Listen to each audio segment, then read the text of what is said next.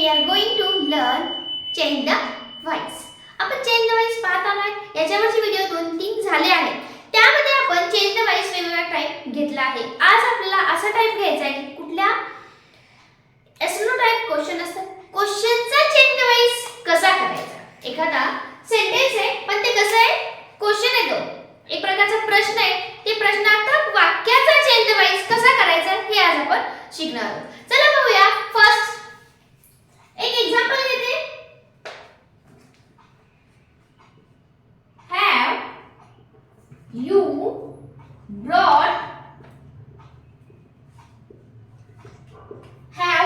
brought your book? This is the one question is there. This is one question. Now we try to change this sentence into passive voice. Then how? याचा काही formula आहे का? काय करायचं? हे जर step by step करत गेलो आपण त्याला 3 स्टेप मध्ये ह्याचा आन्सर येईल. ओके, तुम्ही म्हणता मॅथ आहे का? मॅथ नाहीये, पण आपल्याला जर इझी इझी प्रकारे जर करायचं असेल तर आपल्याला स्टेप न केलं तर तुम्हाला खूप इझी वाटेल.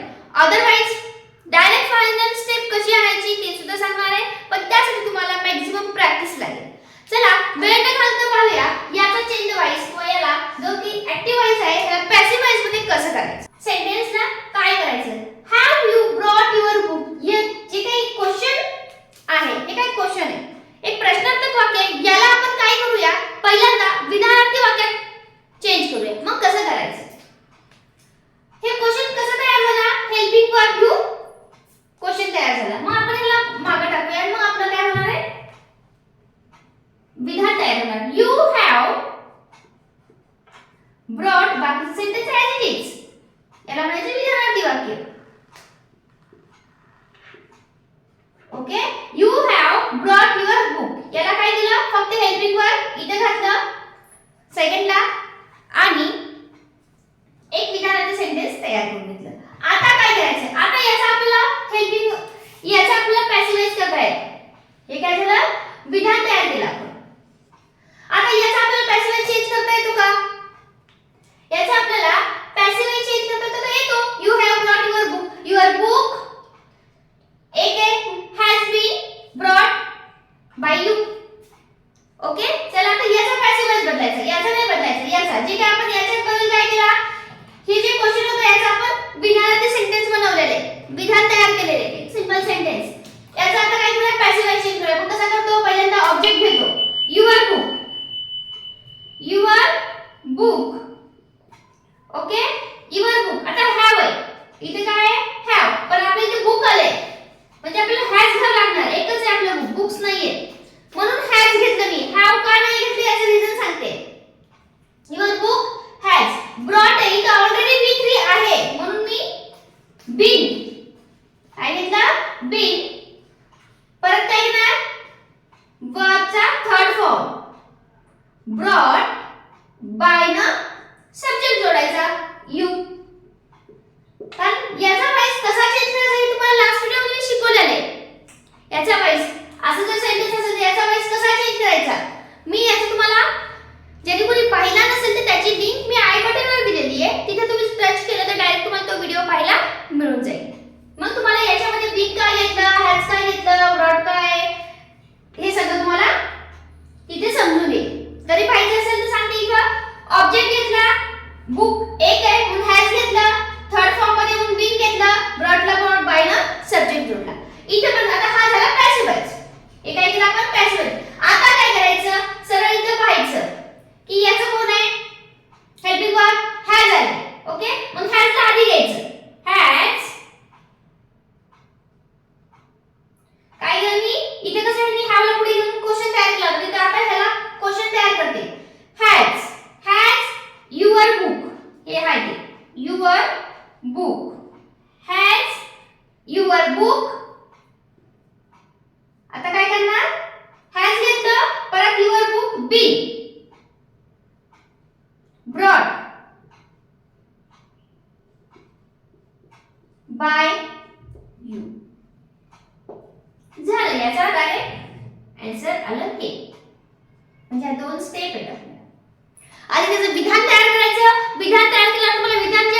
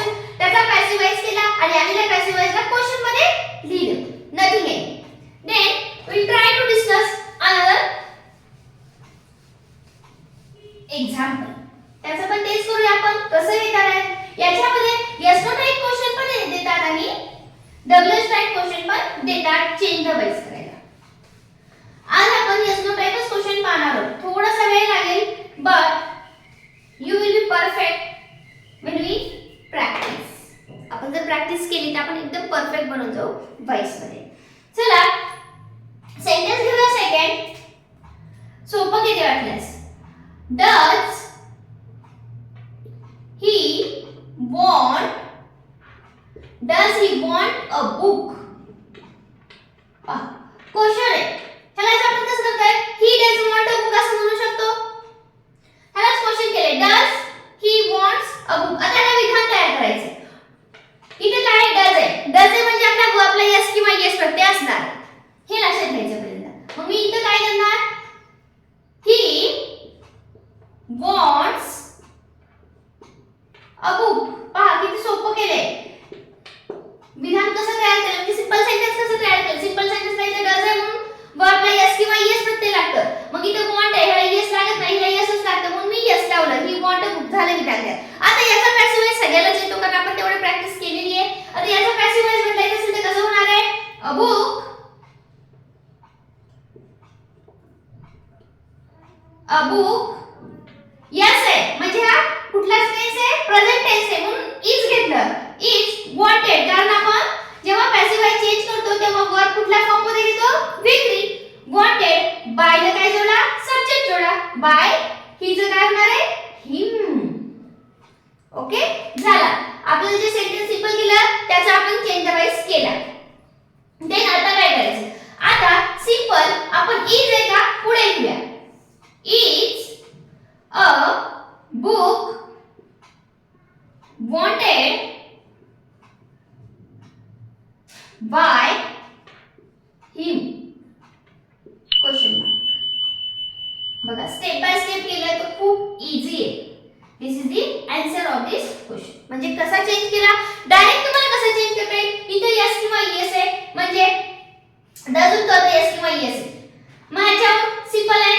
पहा इज लागेल काय झालं? बुक नुसार तुम्हाला इथे घेतलंय मी इज. मग इज पहिल्यांदा घ्यायचं. A book wanted by him subject जोडायचा. जर तुम्ही प्रॅक्टिस केली तर तुम्हाला फायनल हे प्रॅक्टिस केली तर जमेल. अदरवाइज तुम्हाला हा स्टेप नाही केला तर आन्सर चुकणार नाही याची गॅरंटी मी देते. ओके चला अशा पद्धतीने तुम्ही या सेंटेन्स पण तुम्ही व्हाईस चेंज करू शकता. पहा ह्यात काय डिफरन्स आहे? हा डज होतं.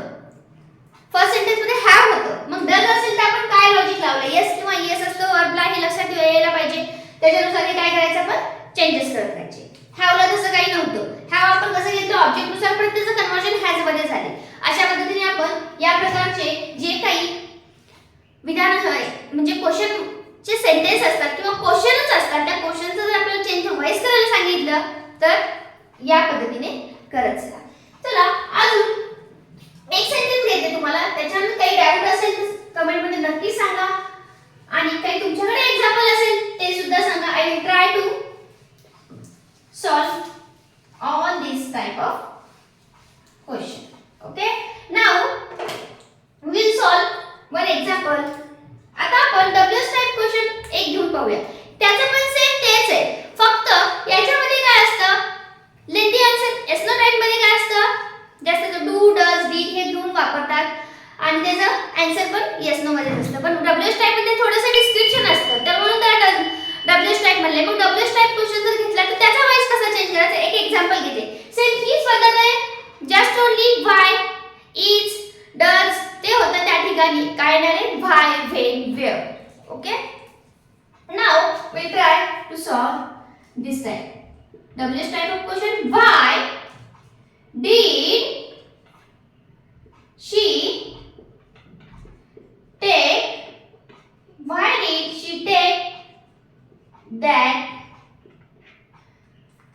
did she take that picture? हा एक क्वेश्चन. आपल्याला याचा काय करायचं आहे? व्हॉइस चेंज करायचं आहे. तर याला पण तेच करायचं. पहिल्यांदा आपण ह्या सेंटेन्सला काय करूया? एक विधानार्थीमध्ये घेऊया किंवा सिंपल सेंटेन्स बनवूया. तर व्हाय काढून टाकूया. डीड नुसार लक्षातच द्यायचं नाही. एवढं आहे साइडला ठेवून द्या. Did she take that picture याचा मी तुम्हाला व्हॉइस चेंज करायला शिकवलाय. पहा मग शीला काय करायचं? शी घेऊया. आपल्याला आपलं सेंटेन्स बनवायचं सिंपल. शी. आता इथे डीड आहे. डीड म्हणजे काय? वर्ब कसल्या फॉर्म मध्ये असणार आहे? थर्ड फॉर्म मध्ये असणार आहे. मग टेकचं काय होणार? टेक, टूक, टेकन. मग आपल्याला इथे काय करायचंय? डीड कुठल्या फॉर्म मध्ये घ्यायचंय? सेकंड फॉर्म मध्ये म्हणजे टूक. शी टूक. आलं? टूक, टेक, टेकन. ओके चला शी टूक घेतलं then that picture as it is okay now आता हे झालं आपले विधान तयार याचं आपल्याला काय करायचंय व्हॉइस चेंज करायचं ह्याचा येतो आपल्याला व्हॉइस चेंज करता कसं करायचं इथे दिले आम्ही दॅट पिक्चर आता इथे काय टूक आले म्हणजे वॉज का आम्ही जे कळतं ह्या पास्ट टेन्स आहे वॉज आणि वी चं कुठलं फॉर्म घ्यायचा थर्ड फॉर्म घ्यायचा म्हणजे काय येणार आहे टूक टेकन